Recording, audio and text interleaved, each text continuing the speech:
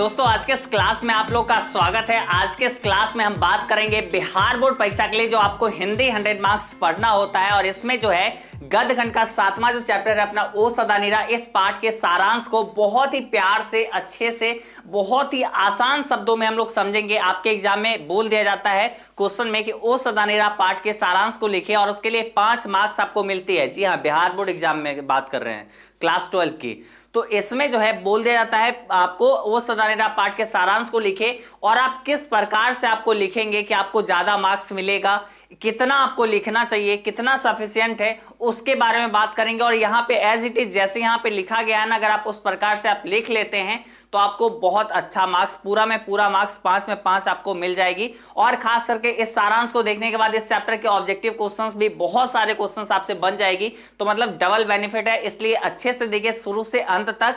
और हम चलिए क्लास को स्टार्ट करते हैं। बस सब लोग अपने माइंड में एक चीज बैठा लीजिए कि आपको 15 मिनट या 10 मिनट आपको समय यहाँ पे देनी है और अच्छे तरीके से समझना है, ठीक है।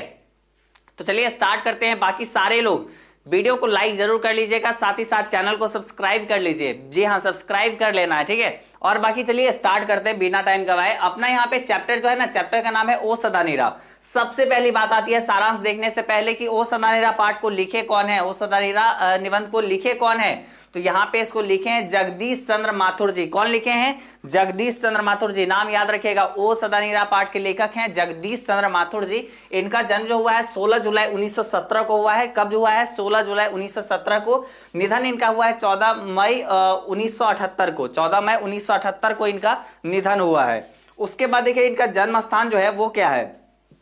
जन्म स्थान है खुर्जा बुलंदशहर जिला उत्तर प्रदेश, ठीक है। खुर्जा बुलंदशहर जिला उत्तर प्रदेश, ठीक है। बुलंदशहर जिला है और उसके में खुर्जा में यहाँ पे इनका जन्म हुआ था। और ये जो है बुलंदशहर कहाँ पे आता है? तो बिल्कुल अपना उत्तर प्रदेश में आता है, ठीक है। तो यहाँ पे ये हो गई। तो ओ सदा नीरा पाठ के लेखक के बारे में आप जान गए। अब चलिए सारांश को देखते हैं, शुरू करते हैं बहुत ही प्यार से, अब समझेंगे, ठीक है। तो चलिए स्टार्ट करते हैं।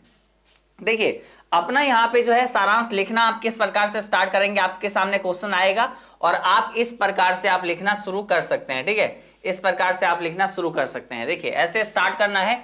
जगदीश चंद्र माथुर ओ सदा नीरा शीर्षक निबंध के माध्यम से गंडक नदी को आधार बनाकर उसके किनारे बसे संस्कृति और जीवन की झांकी पेश करते हैं।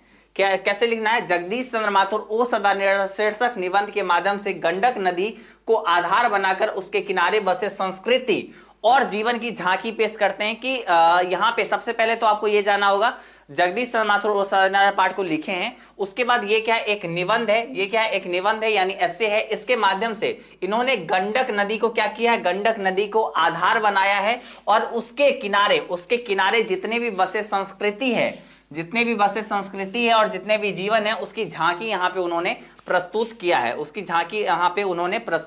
है, ठीक है। आगे यहाँ पे है सर्वप्रथम चंपारण क्षेत्र के प्राकृतिक वातावरण का वर्णन करते हुए उसकी एक एक अंग की सुंदरता पूर्वक वर्णन करते हैं। यहाँ पे क्या करते हैं? चंपारण के सर्वप्रथम सबसे पहले इन्होंने चंपारण क्षेत्र के प्राकृतिक वातावरण का वर्णन करते हुए उसकी एक एक अंग की सुंदरता पूर्वक वर्णन करते हैं। वो बतलाते हैं कि चंपारण की कितनी सुंदरता है और उसको वो बहुत अच्छे से बखान करते हैं।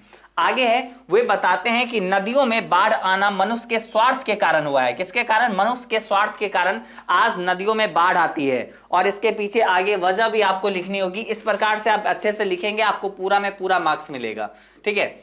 आगे उन्होंने बताया है कि यदि महावन जो चंपारण के से गंगा तट तक फैला हुआ था, अगर ना करता तो बाढ़ ना आती। वो बोलते हैं कि महावन जो था चंपारण से गंगा तट तक जो फैली हुई थी, अगर आज वो नहीं करती ना तो आज ये बाढ़ का नौबत आता ही नहीं। वही वह कहते हैं कि धर्मार्थ मानव पूजा पाठ के सारी गली सामग्री गंगा नदी में प्रवाहित करके उसे दूषित कर रहे हैं। वो कहते हैं कि धर्मार्थ मानव आज जो है बहुत ही धार्मिक जो लोग आते हैं वो पूजा पाठ करके जो भी सारी गली चीजें होती है उसको गंगा नदी में प्रवाहित करके उसे दूषित कर रहा है। जगदीश चंद्र माथुर मध्ययुगीन समाज की सच्चाई भी बताते हैं। वो मध्ययुगीन समाज की सच्चाई भी बताते हैं कि आक्रमण के कारण या अपनी महत्वाकांक्षा के तृप्ति के लिए मुसलमान शासकों ने अंधाधुंध जंगलों की कटाई की। आगे जो है जगदीश चंद्र माथुर मध्य युगीन समाज की सच्चाई भी बताते हैं कि आक्रमण के कारण या अपनी महत्वाकांक्षा की तृप्ति के कारण मुसलमान शासकों ने अंधाधुंध जंगलों की कटाई की और उसको मतलब एक तरीके से इस्तेमाल किए एकदम। और आगे यहाँ पे किस प्रकार से लिखनी है, इसी तरह यहाँ अनेक संस्कृति आए और यहीं बस गए, सभी ने इसका दोहन ही किया, सभी ने इसको नुकसान ही पहुंचाया। दोहन का मतलब नुकसान पहुंचाना। चंपारण के प्रत्येक स्थल पर प्राचीन युग से लेकर आधुनिक युग में गांधी के चंपारण आने तक के पूरे इतिहास को अपनी लेखनी के माध्यम से अच्छे बुरे प्रभाव को खंगालते हैं कि यहाँ पे क्या चीज देखिए, चंपारण में प्रत्येक स्थल पर प्राचीन युग से लेकर, चंपारण में प्रत्येक स्थल पर प्राचीन युग से लेकर आधुनिक युग में गांधी के चंपारण आने तक के पूरे इतिहास को अपनी लेखनी के माध्यम से अच्छे बुरे प्रभाव को खंगालते हैं।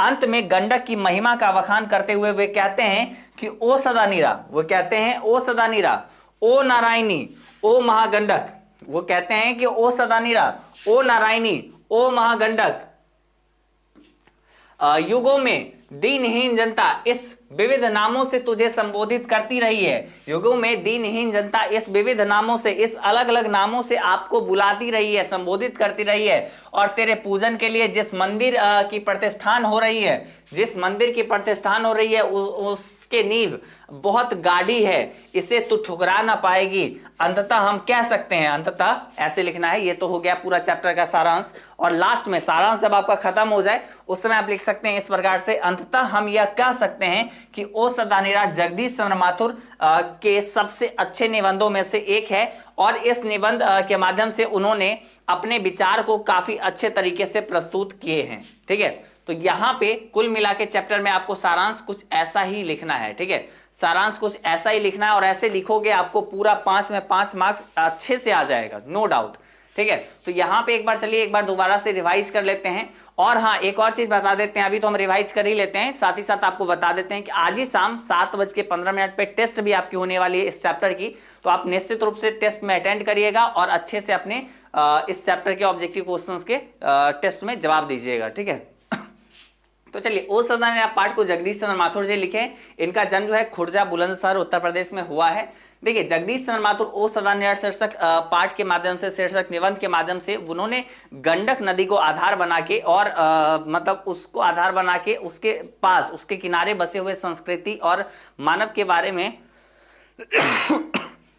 संस्कृति और मानव जीवन की झांकी उन्होंने पेश किया है। सर्वप्रथम चंपारण क्षेत्र के प्राकृतिक जो है सुंदरता का उन्होंने वर्णन किया है, उसका वखान किया है। जो चंपारण क्षेत्र में जो फैली हुई संस्कृति है उसके बारे में, उसकी सुंदरता को यहाँ पे वो बतलाते हैं। और वे बतलाते हैं कि नदियों में बाढ़ आना मनुष्य के स्वार्थ के कारण है। आज अगर चंपारण से गंगा तट तक जो वन, विशाल वन जो फैली हुई थी, अगर आज वो नहीं काटा जाता तो आज बाढ़ की स्थिति आती ही नहीं।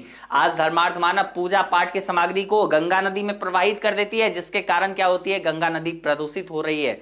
और वहीं कई मुसलमान शासकों ने प्राचीन समय में क्या किए थे, वो मतलब अपने महत्वाकांक्षा के लिए, महत्वाकांक्षा के तृप्ति के लिए उसने मतलब जंगलों की अंधाधुंध कटाई भी की। और इसी तरह यहाँ अनेक संस्कृति आए बस गए, सभी ने इसका दोहन ही किया। चंपारण के प्रत्येक स्थल पर प्राचीन युग से लेकर आधुनिक युग के महात्मा गांधी जब चंपारण आते हैं तब तक यहाँ पे उन्होंने बहुत अच्छे से जो भी प्रभाव हुआ था वो सारे प्रभाव को यहाँ पे खंगालते हैं। अंततः गंडक की महिमा का वखान करते हैं और कहते हैं कि युगों युगों तक आपको इसी नाम से पुकारा गया है, ओ सदा नीरा, ओ नारायणी, ओ महागंडक। और यहाँ पे कह सकते हैं कि अंततः हम कह सकते हैं कि यह जगदीश चंद्र माथुर जी के द्वारा लिखा गया एक बेहतरीन निबंधों में से एक है, और जिसमें उन्होंने बहुत अच्छे से चंपारण और गंगा नदी और नदी गंडक नदी को यहाँ पे आधार बना के अपने विचारों को बहुत अच्छे तरीके से उन्होंने प्रस्तुत किया है। ठीक है, तो समझ में आ गया, उम्मीद करते हैं आपको पसंद आया होगा। अगर ऐसा है, अगर एक्चुअली ऐसा है, आपको पसंद आया, सब समझ में आया, तो इस वीडियो को लाइक करिएगा। साथ ही साथ नीचे हमें कमेंट करके निश्चित बताइएगा कैसा आज का आपको क्लास लगा, कितना मजा आया, निश्चित रूप से आप बताइएगा। और साथ ही साथ चैनल को जो नए स्टूडेंट हैं स्पेशली ज्वाइन, यहाँ पे चैनल को सब्सक्राइब कर लीजिए। सब्सक्राइब करके बेल आइकन बगल में आएगा उसको भी प्रेस कर लीजिएगा, ताकि आज शाम में जो टेस्ट होगी बहुत ही खास टेस्ट है और उस टेस्ट को अटेंड करनी ही करनी है। ठीक है, तो चलिए आज के इस क्लास को बस यहीं पे एंड करते हैं। अब हम लोग मिलेंगे अगले क्लास में, तब तक लिए बाय बाय।